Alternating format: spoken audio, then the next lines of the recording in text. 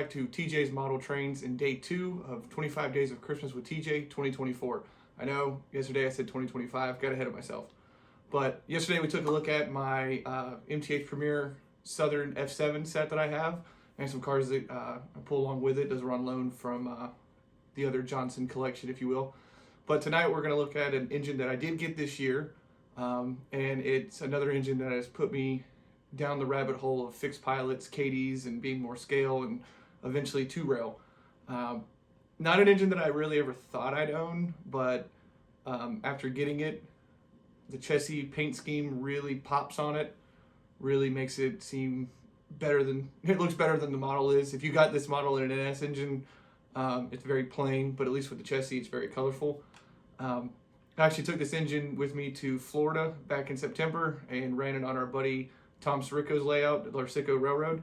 So in my video on going down to Zach's and my trip to Florida, you'll see these engines were actually on his layout. So that was fun to be able to take them down there.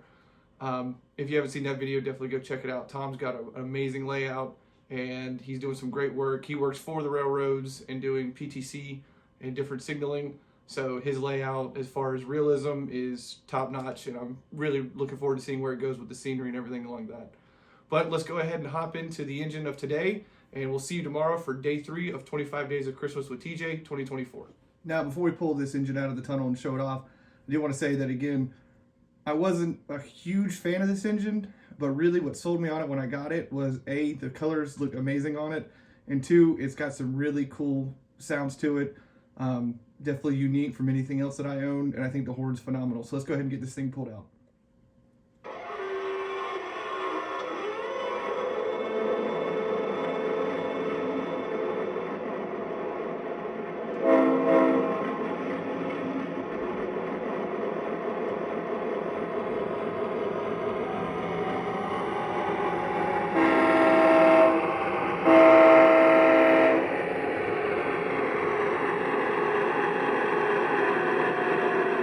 So the engine that we're going to talk about here for day 2 is my newly acquired this year Chessie U30c.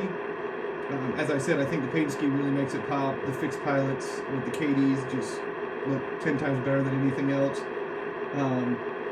Again, I think it's just a little bit different, a little unique, not something that I owned. These early GE, nothing that I had in my collection.